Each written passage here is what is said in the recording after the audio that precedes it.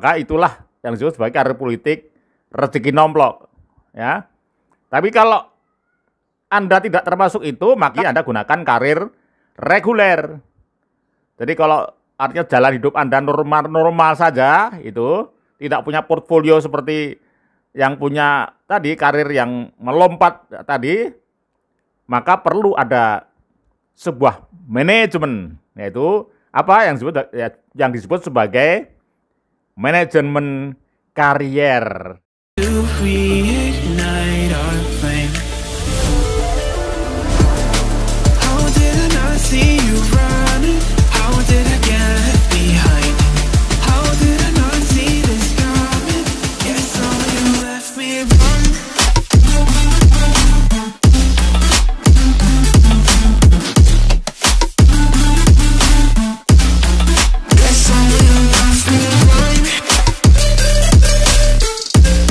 Assalamualaikum warahmatullahi wabarakatuh.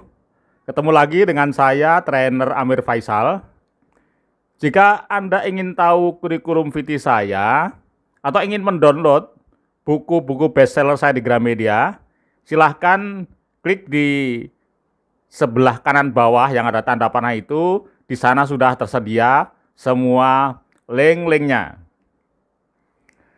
Teman sekalian, mulai hari ini saya akan buka sebuah platform baru, ya, akan mempublish platform baru, sebuah seri marketing communication politik di era milenial. Sekali lagi, platform baru ini temanya adalah marketing communication politik di era milenial. Jadi platform ini juga berisi strategi marketing, ya, nanti berseri strategi marketing communication di dunia politik pada era milenial.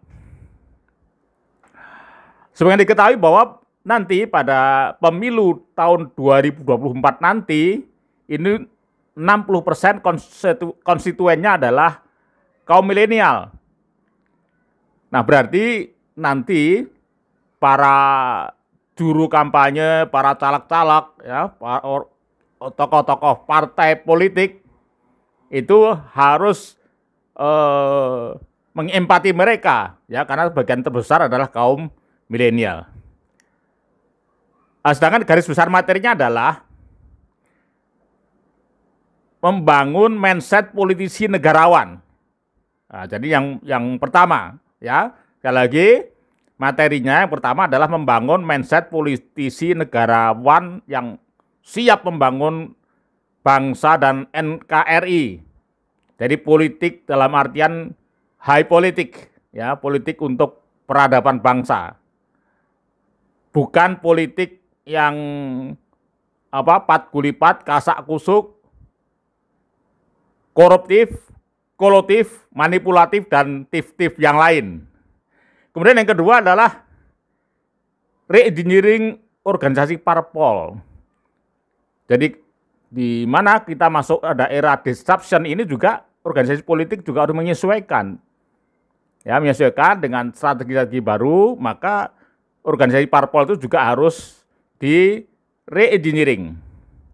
Kemudian yang ketiga adalah strategi marketing communication offline dan online, ya.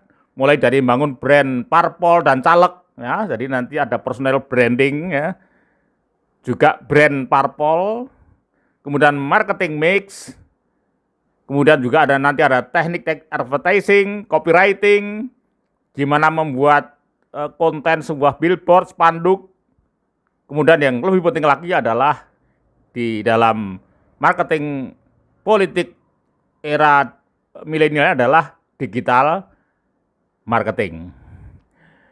Oke teman sekalian, maka hari ini akan kita mulai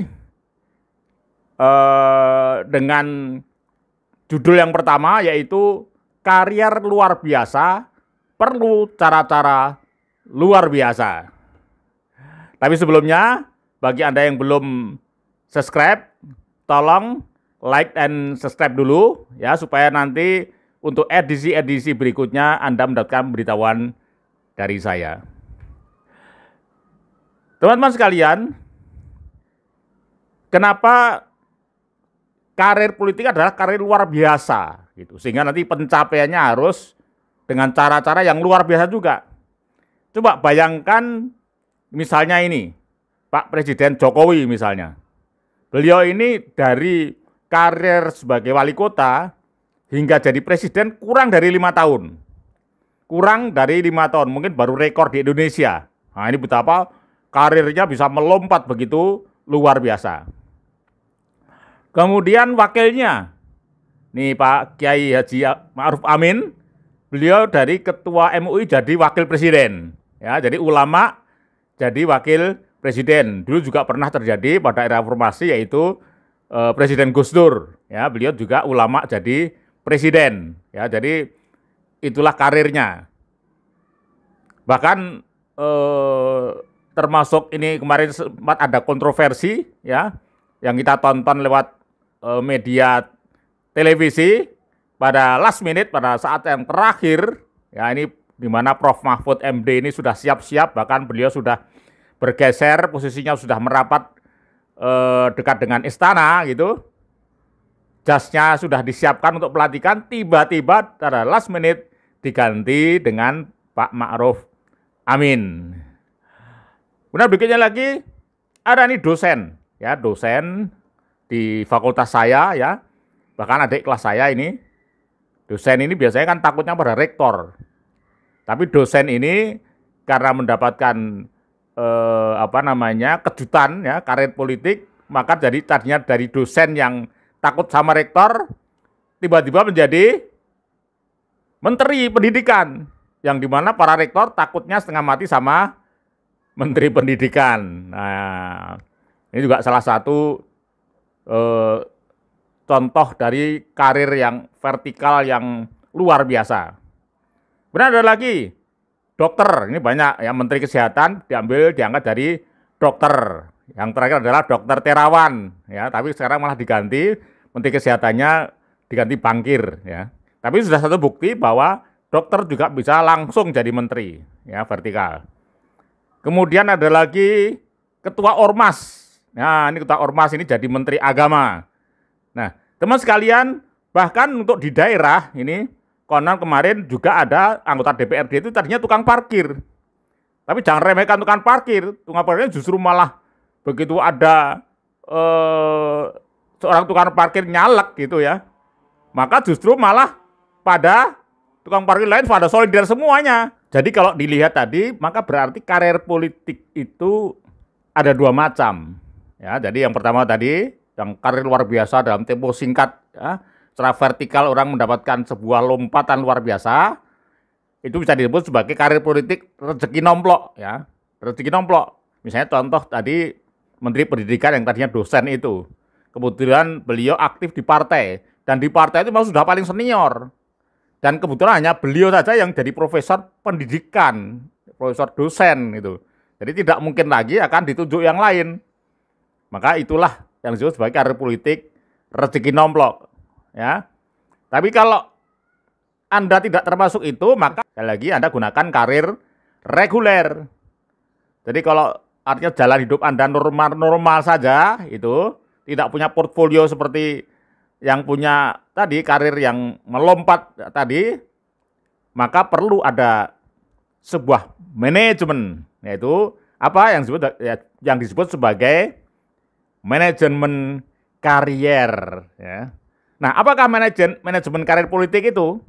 Jadi manajemen karir politik adalah proses strategi perencanaan dan action untuk meraih positioning yang sesuai tuntutannya.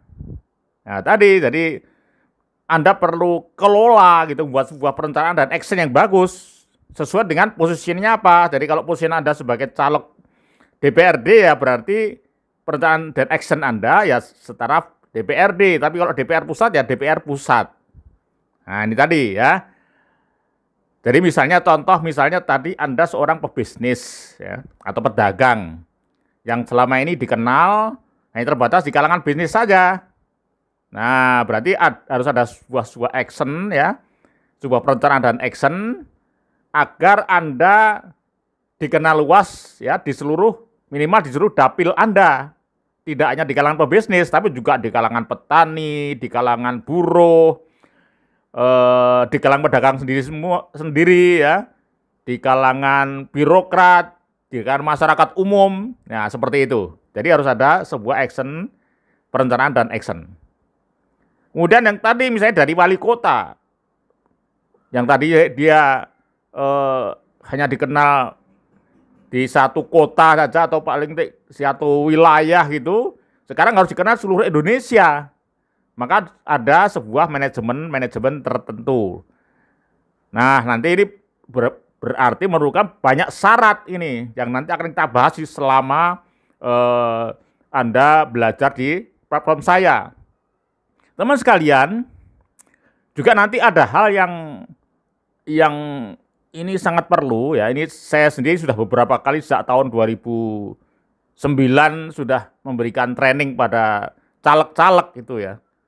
Dari sana banyak saya menemukan problem gitu ya. Antara terutama internal sendiri ya. Jadi internal ini kadang-kadang tidak kompak begitu ya. Jadi bersaing antara sesama caleg dari satu organisasi politik begitu. Nah, nanti ini memang perlu kita bertahap nanti kita bahas ya. Nah, antara ini tadi bagaimana kita sesama anggota parpol ini ya, sama caleg ini gimana bisa saling kolaborasi ya. Bersaing tapi tetap berkolaborasi kan begitu. Kan namanya juga satu organisasi kan gitu.